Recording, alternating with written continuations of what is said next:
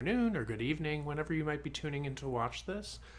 So grateful to have you here. My name is Rabbi Ross Levy. I am the assistant rabbi here at Congregation Kol Ami in sunny and hot Southern California.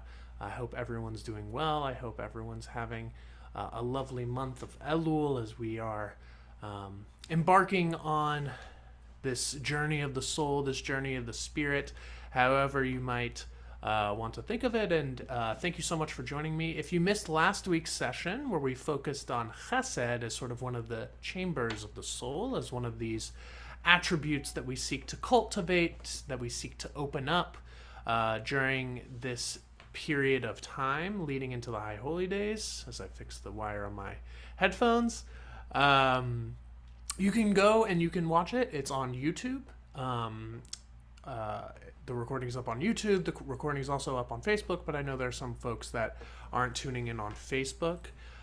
For today's session, we are going to be focusing on Ometz, meaning generally sort of courage or bravery, or we might understand it as strength or resilience. Of course, there's many different Hebrew words for strength. There's koach, which is usually like physical strength. Gvura, meaning sort of like a heroic strength. We have chazak, which also means more of like a physical strength. But I thought ometz would be good, and it's very much connected with some musar practices, with the practice of cultivating certain midot, or certain attributes.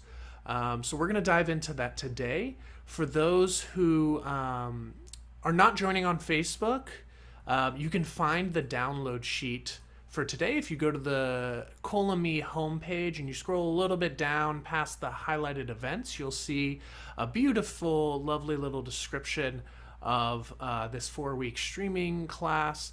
And just under week 2, September 7th, you will see a bold text that says source sheet. If you just click on that, it'll take you right to it. For those who are joining on Facebook, let's see if I can post a, oh, there I am. That's strange. Great. And I can see that that we have you can find the link to our source sheet there in the comments section. Thank you so much. Shouts out to our communications manager, Harrison Berger, for getting all that set up. Great. So let's go ahead and dive in.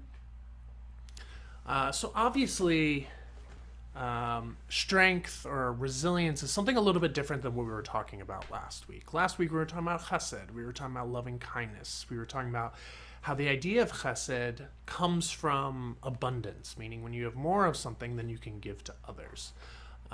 Today we're going to be talking sort of on maybe a flip side. I'm not sure if you could think of it as a duality, but we're going to think about strength and resilience. I think that over the past couple of years, it's been a challenge for a lot of us to find that strength, to find that fortitude to continue moving forward when things look so bad. And of course, this is something that's well attested, this feeling and finding ways of cultivating this inner strength, this inner courage is something that we find throughout our tradition. So I'm going to be highlighting some texts, some ancient, some more contemporary.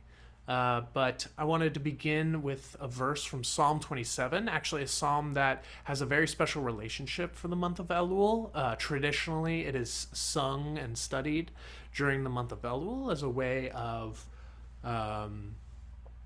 preparing us. And in particular, you might have heard another verse from this psalm, Chad Sha'alti me'et Adonai ota avakesh, shivti b'veit Adonai kol yemei chayai, which is one thing that I ask from God, is to visit God's dwelling place and to dwell there all the days of my life. And so when we think about the High Holy Days, it is very much sort of entering into the divine temple, the divine sanctuary where God exists. And that's sort of how it's connected. There's also other connections, but I wanted to bring this verse because I think it very much relates to what we're talking about. Kaveh el Adonai, chazek v'ye'ematz libacha, v'kaveh el Adonai. Look to the Eternal, be strong and of good courage, O look to the Eternal. So we have, just from a linguistic, literary perspective, this one verse, or we might call it a stitch if we're talking about a poem in modern times. You have, it's sandwiched between the same phrase, Kaveh el Adonai, hope, literally, to the Eternal, or look to the Eternal, seek out the Eternal.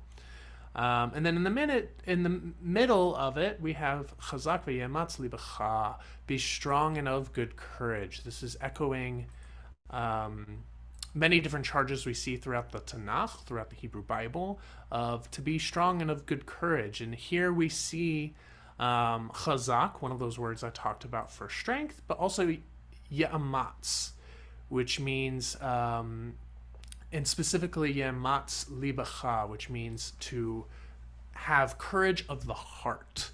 And so even though I titled this session Ometz, we often hear the term, and this comes up in Musar, sort of an ethical practice developed in sort of the 17th and 18th centuries in Eastern Europe. And one of the midot, one of the soul attributes or characteristics that we are supposed to sort of cultivate is ometz lev, is this sense of inner resilience and strength. But before we get to that, I wanted to bring this song from Psalm 121. It's something we hear actually a good amount over the course of the High Holy Days, in many different versions, many different melodies. And it encapsulates a moment of seeking help, seeking this strength that we're going to be focusing on today. Maybe you're in a time of difficulty, maybe you're having health challenges, whatever it may be. We see that this strength in this psalm sort of guides us in our belief that our strength can come from sort of this divine source of all, that it comes from within, but it is also a divine thing. It's also something that is granted to us by virtue of being created in the image of God, by virtue of being granted free will and the ability to partner with God in sort of the making and remaking of the world. So, Esai el Harim, I lift my eyes up to the mountains. Me'ayin yavo Ezri, where will my help come from? Ezri me'im Adonai oseh shamayim va'aretz, my help will come from God, maker of heaven and earth. I know it might be a little early in the morning for some of you, but could be lunch break for those of you if anyone's joining us on the East Coast. So even if you're sitting at your desk or making breakfast, whatever you might be doing, I encourage you to sing or at least hum along.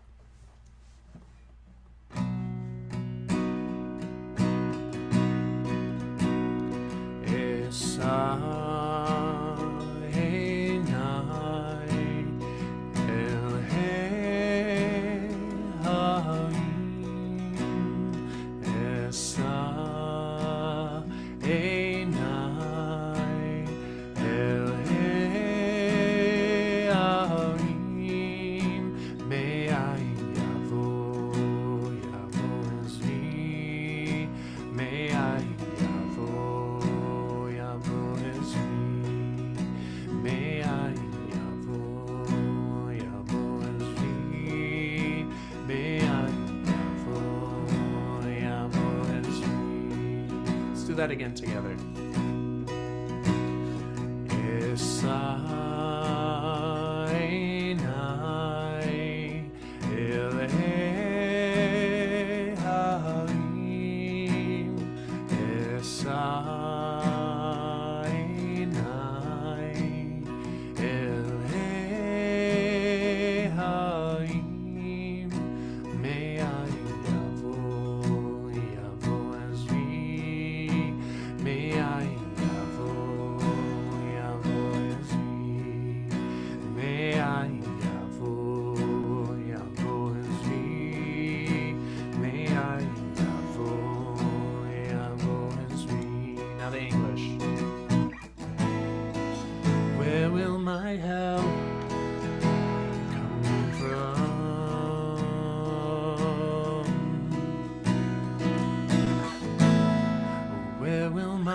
help come from?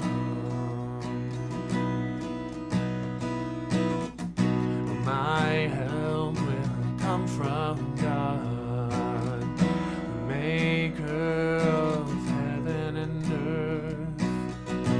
My help will come from God, the maker of heaven and earth.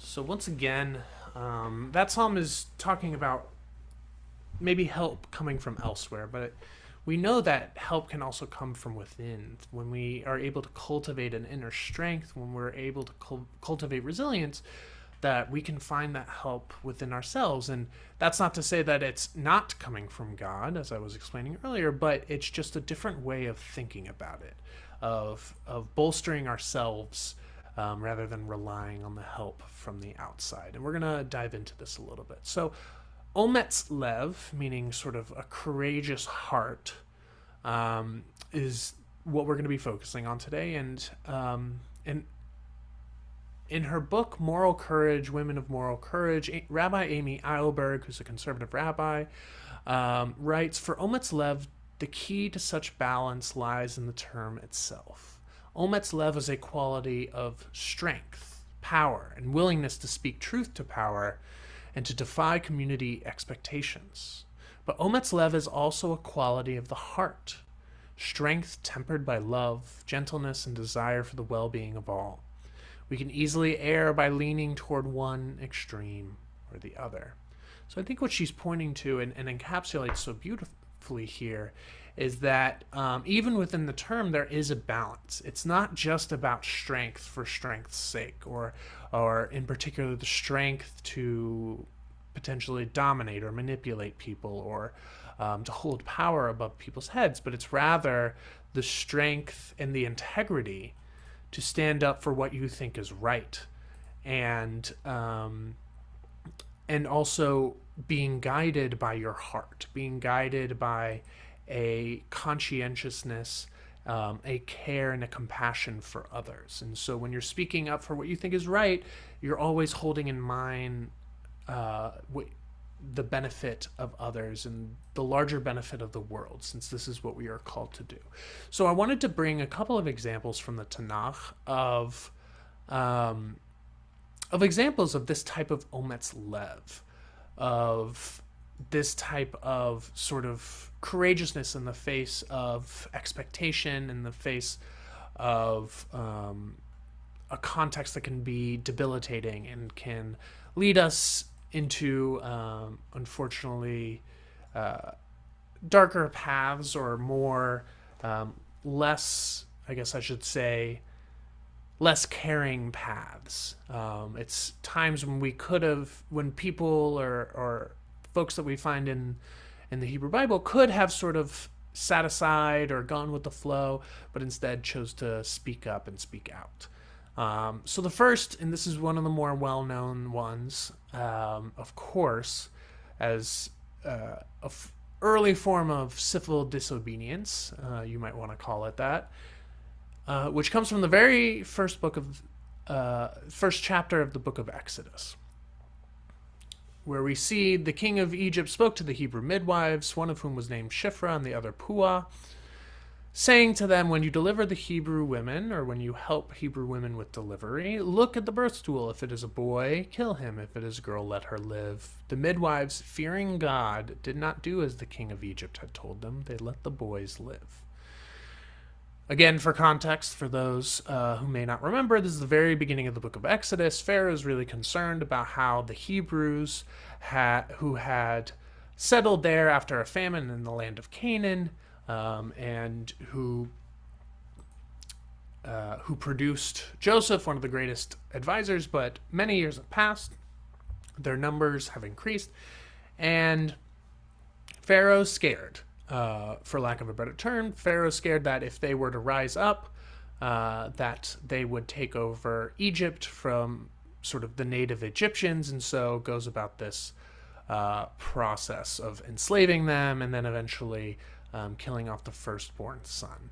And here we have Shifra and Pua. Now, there is some debate in the rabbinic literature about whether they are, and you see it bolded here, whether they are Hebrew midwives, meaning midwives who happen to be Hebrews, or they are Egyptian midwives who are to serve the Hebrews. We're not really sure. The commentators disagree. But either way, this is two women of relatively low station.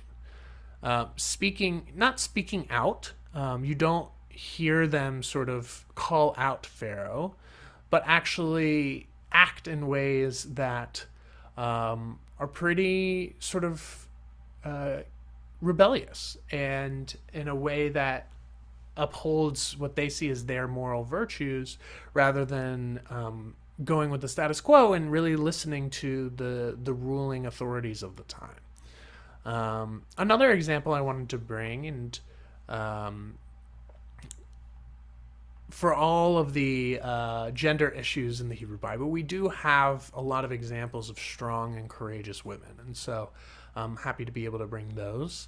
In the very beginning of the book of Esther, so we move from Exodus all the way to Esther, and this is a character we don't often focus on, I think, in Jewish circles, since we are so caught up with Mordecai and Esther, of course, but there's this really great moment at the very beginning. On the seventh day when the king was merry with wine, he ordered all these advisors, the 7 eunuchs in attendance, to bring Queen Vashti before the king wearing a royal crown, and we are taught that it's just a royal crown, to display her beauty to the peoples and the officials, for she was a beautiful woman.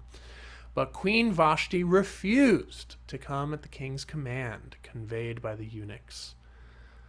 This act of refusal is actually really, really powerful. You're talking about the King of Persia here, the king of this enormous empire.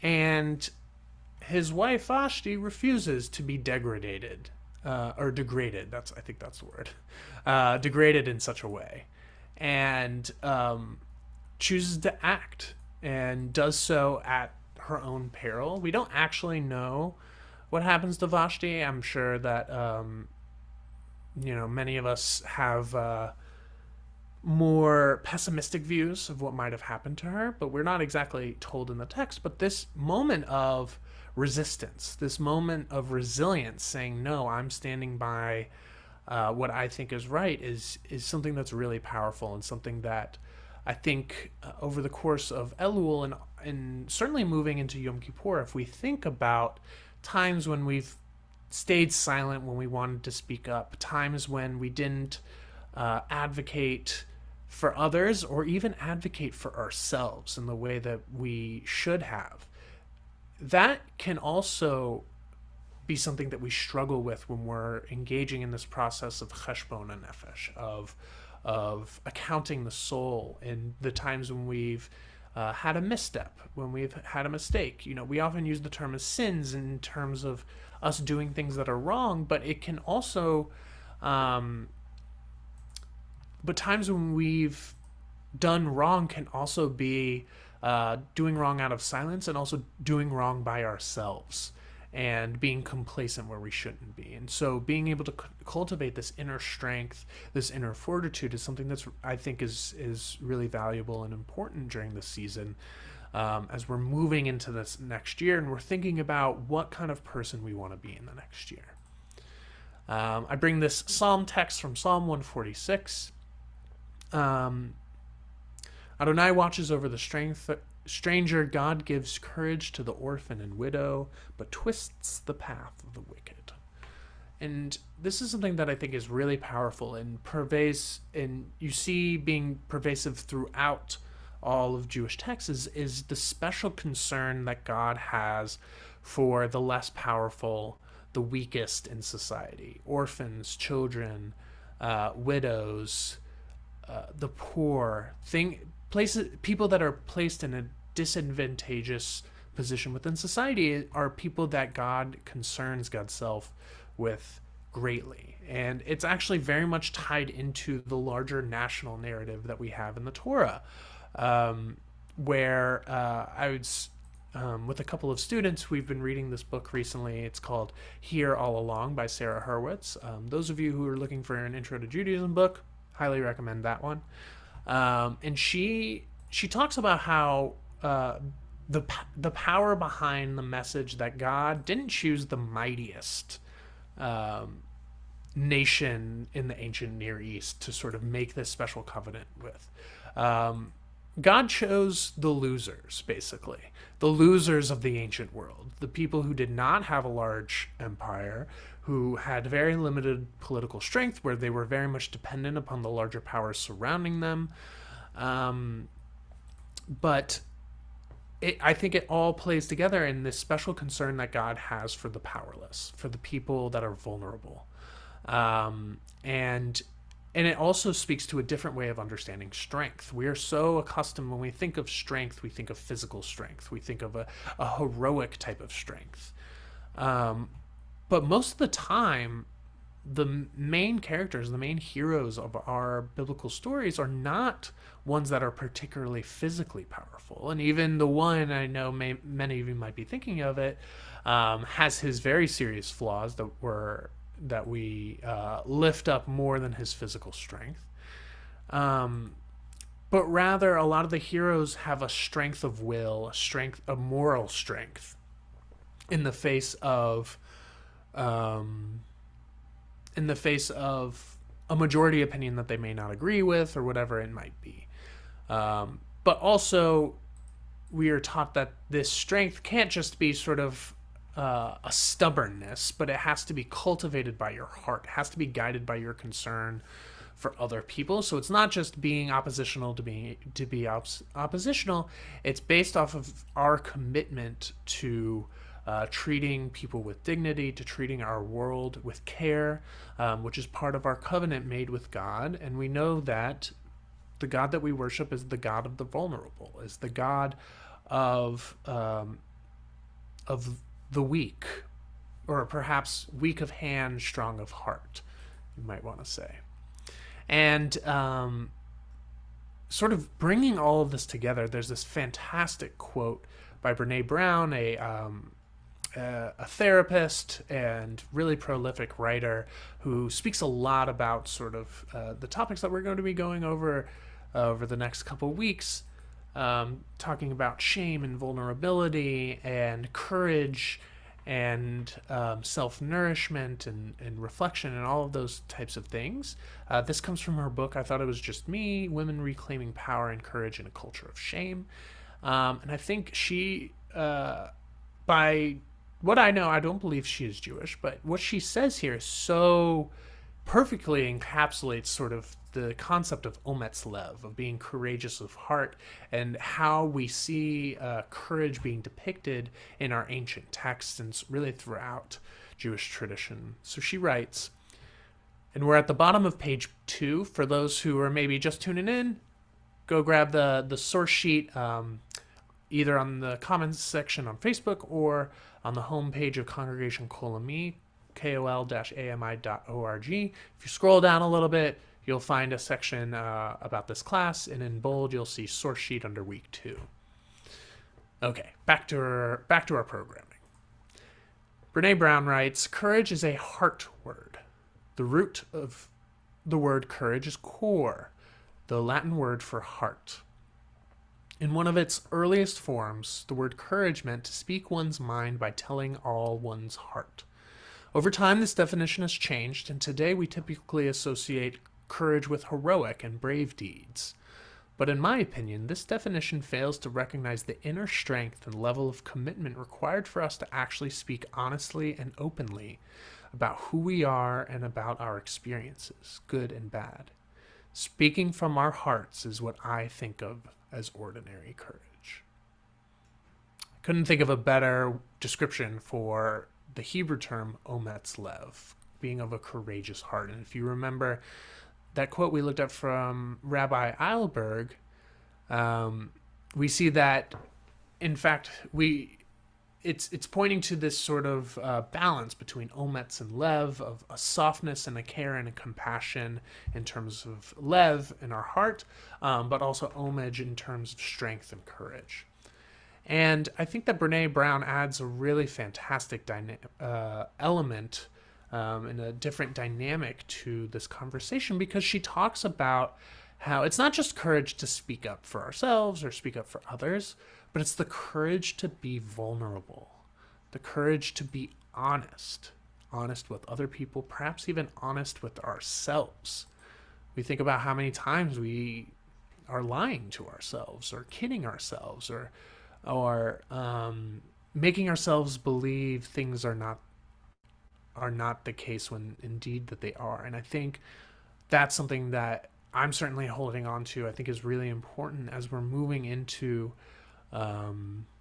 this period of Rosh Hashanah and Yom Kippur, is how difficult, but how beautiful and how courageous it can be to be vulnerable. I know that when we're all together in worship services, if those of you who are going to be joining in services, whether it be in person or online, wherever you might be going to services, it can be really hard to be vulnerable, especially around so many different people. But I think there's an immense power in sharing that vulnerability. And that's why in Jewish prayer, we have this dual dynamic, this tension, or these two poles that sort of generate energy between them, which is personal prayer, the idea of turning inwards. We have those moments of silent contemplation in personal prayer, things that we don't necessarily say aloud, as well as communal prayer. We can't have a full prayer service unless we have 10 people. And also, particularly as we move into Yom Kippur, but also in Rosh Hashanah as well, we admit our faults and our failings. Some might call them sins. We admit the challenges that we've had over the past year in the first person plural. We say, Chatanu lefanecha. We have sinned. We have done wrong before you, O God. And the idea is that we're doing this as a collective, that none of us are perfect. None of us are fully good or fully bad, but we all have the opportunity to change our ways and do something different. And being vulnerable enough to sort of share in everyone's failings is very much an act of strength and an act of courage. It takes courage and strength to be vulnerable, and I think that's a really beautiful lesson to bring with us. So a few more texts here.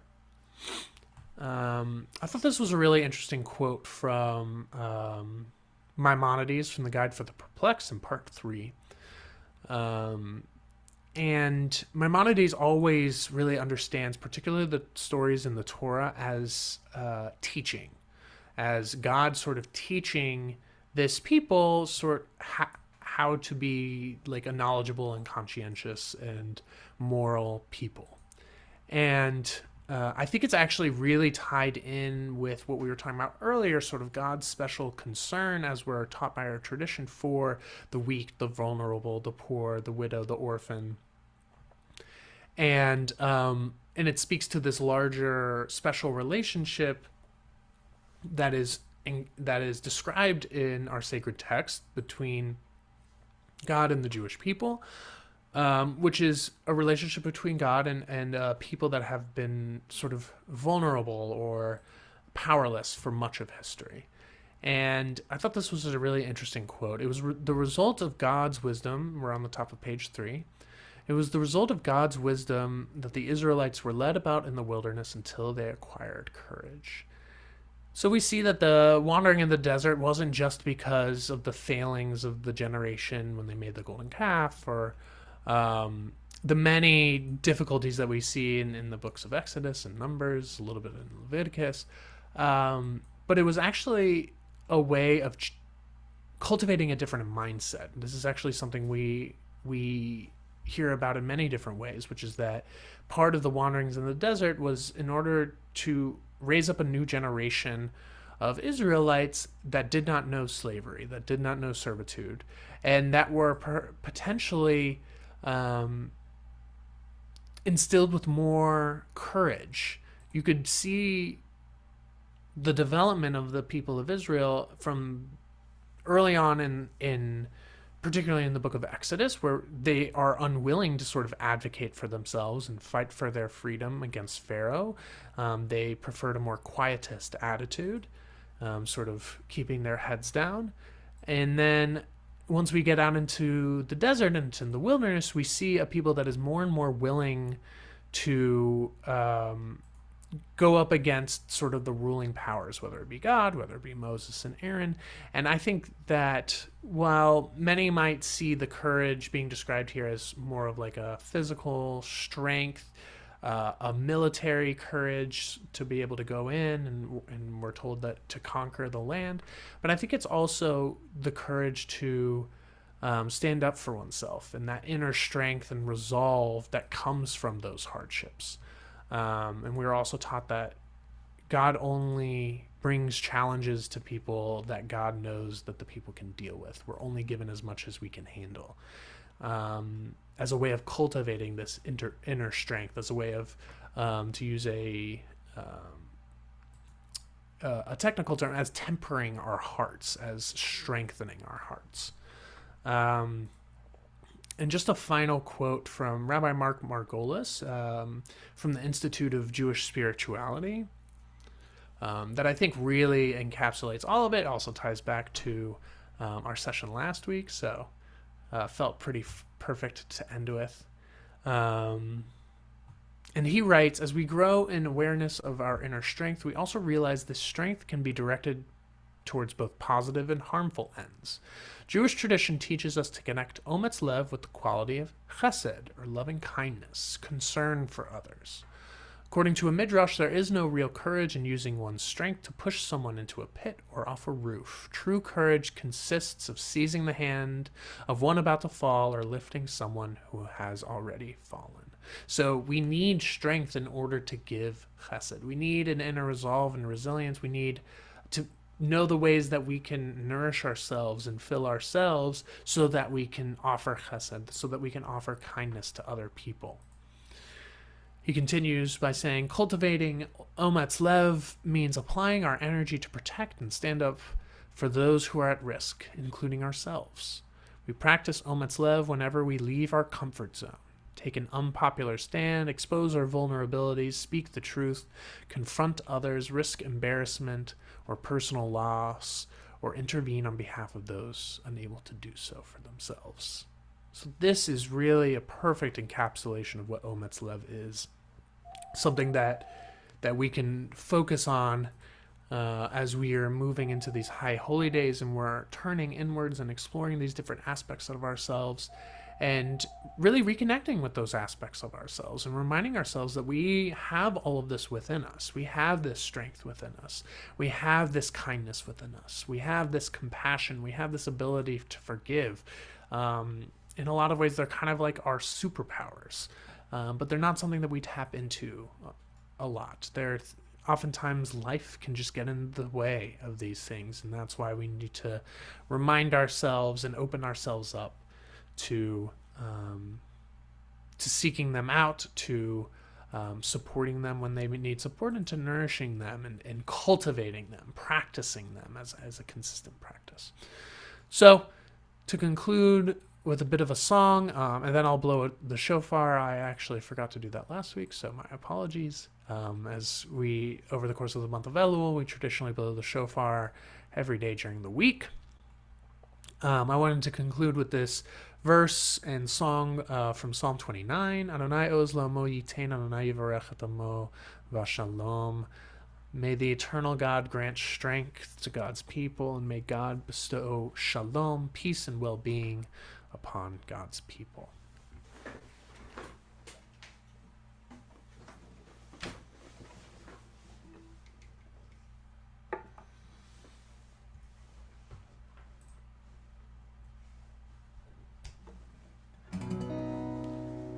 Adonai oz le'amo yitein, Adonai yivarech et amo.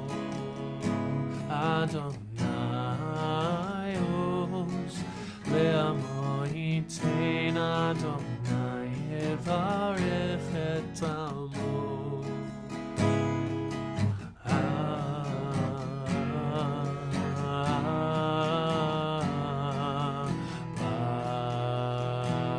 Shalom.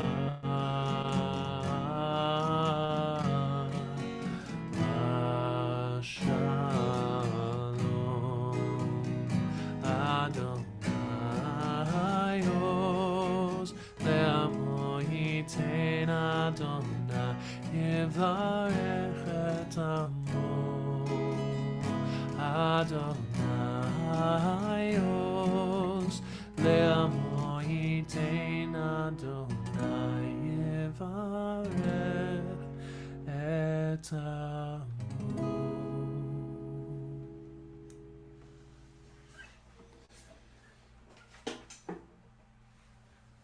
Thank you so much for joining me this morning, or whenever you may be watching this.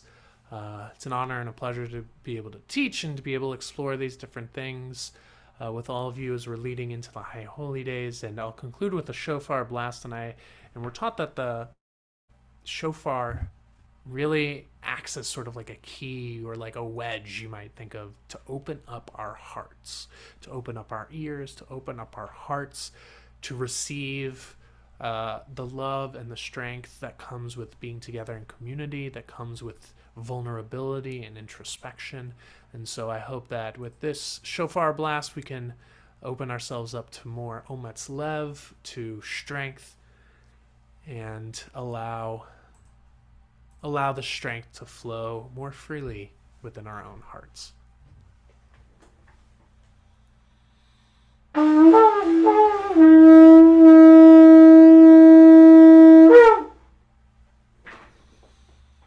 Not my best work, but it'll be okay. Thanks so much for joining me. I'll see you next week, 9:30 a.m. Pacific time. And thanks so much. Have a good week.